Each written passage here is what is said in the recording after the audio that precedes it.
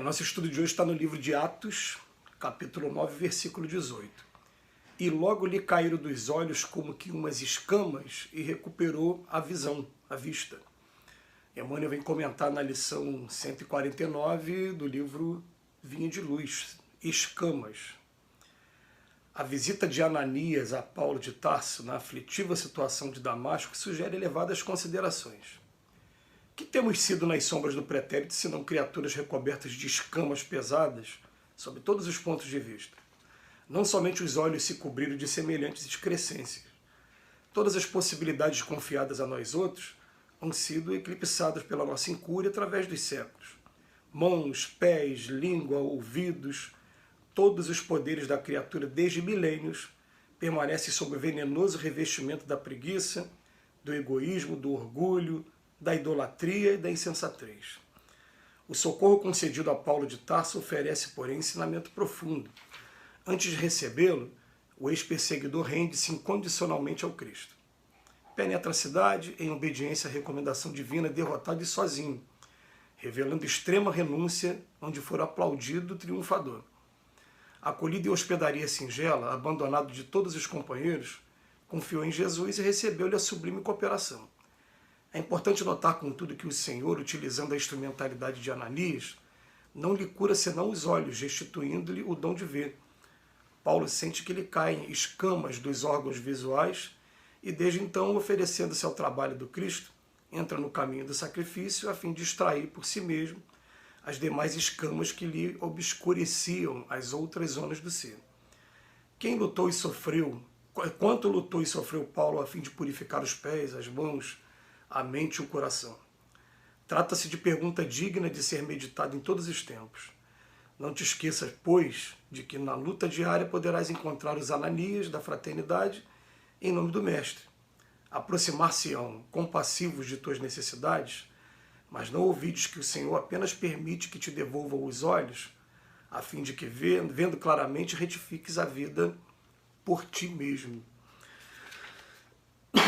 A passagem de hoje aqui do livro de Atos é aquela em que Paulo, ao encontrar o Cristo, fica cego durante 3 dias e é recomendado que ele entre na cidade de Damasco e vá à procura de um senhor chamado Ananias, que é aquele que restitui a visão a Paulo. E ele diz que naquele momento a visão está sendo restituída, está caindo escamas dos seus olhos, mas o Emmanuel vem lembrar para a gente que, na verdade, se a gente parar para olhar para o nosso passado, passado que eu estou falando é passado espiritual, não dessa encarnação somente, passado espiritual, a gente vai ver o seguinte, a gente vai ver que a gente tem escamas em quase todas as partes do nosso corpo. Quando a gente começa a estudar a doutrina espírita, que a gente tem essa certeza, essa noção de que a gente foi criado simples e ignorante, e a gente não tem noção do que seja isso. O que é uma pessoa ser criada simples e ignorante? É ser sem saber, ainda sem ter nem o livre-arbítrio direito, ainda está vivendo a vida puramente instintiva. No primeiro momento, a nossa alimentação vai ser completamente diferente da que é hoje, está bem mais evoluída hoje. A gente vai ter aquela vida puramente instintiva ainda tirando a vida, aprendendo a se defender dos nossos predadores, e isso é um círculo evolutivo. Então é interessante quando a gente pega algumas perguntinhas, tem 2 perguntas especiais lá do Livro dos Espíritos que falam sobre isso. Uma é 271, eu me lembro do número. Ela vem com um comentário que o Allan Kardec fala assim: os nossos antropófagos, que são os canibais, né, eles não estão no último degrau evolutivo da escala evolutiva espiritual, e há mundos por aí onde o embrutecimento e a ferocidade não tem analogia na Terra. Caramba, olha só que coisa. É melhor a gente nem ver então esses mundos. Então, se a gente foi criado simples e ignorante, a gente passou por mundos como esse.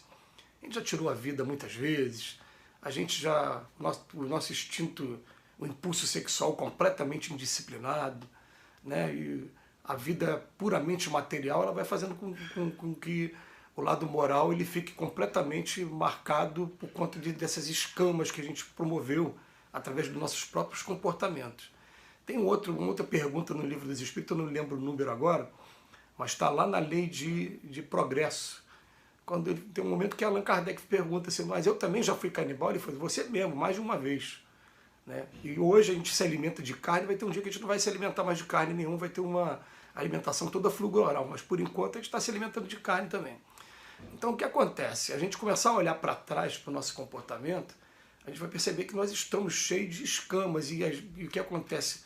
O exemplo que está aqui no estudo de hoje, Deus, nesse momento, o Mestre Jesus, né, pessoalmente, tirou as escamas dos olhos de Paulo para que ele pudesse voltar a enxergar, mas ofereceu a ele o trabalho, né, ele entrar no caminho do sacrifício, a fim dele mesmo extrair por si mesmo, porque não existe milagre, ele mesmo começar a extrair as demais escamas que lhe obscurecem as outras zonas do ser. Então vamos pensar aqui nesse momento, né? Os nossos olhos estão sendo abertos, e quando a gente fala nossos olhos, muito mais, a razão nossa está sendo aberta para a gente conhecer a verdade, começar a buscar.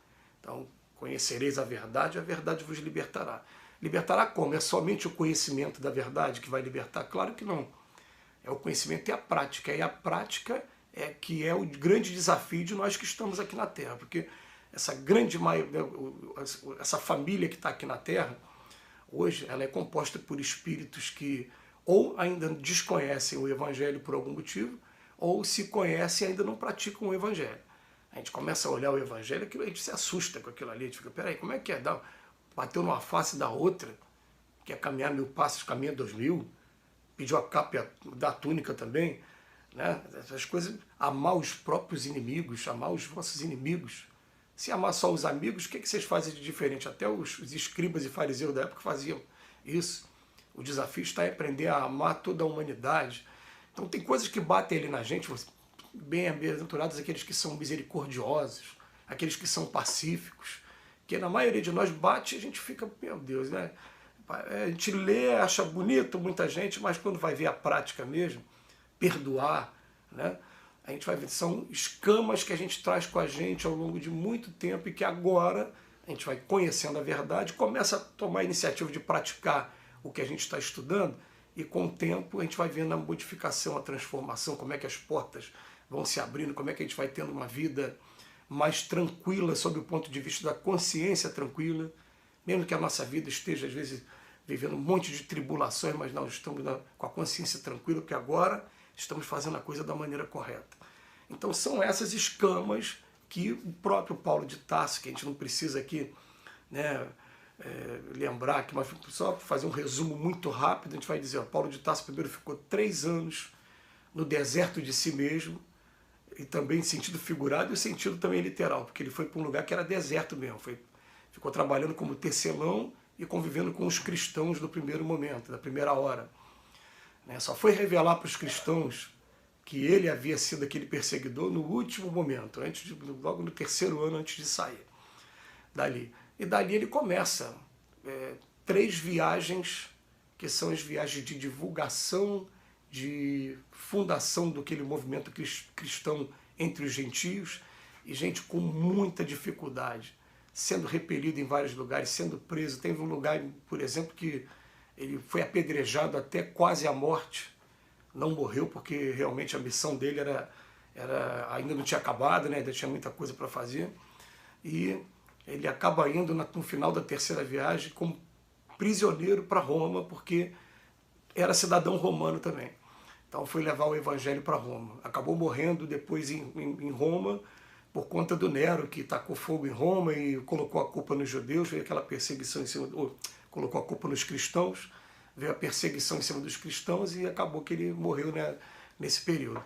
Mas o trabalho, né, qualquer pessoa que comece a estudar um pouquinho do que foi Paulo de Tarso vai ver que o movimento cristão deve muito a essa pessoa que soube tirar as escamas. E agora, e a gente? Como é que a gente está fazendo para tirar nossas escamas? Fica aí a reflexão para cada um. Quais são as escamas que a gente já conseguiu tirar? Quais são aquelas que ainda não conseguimos chegar perto?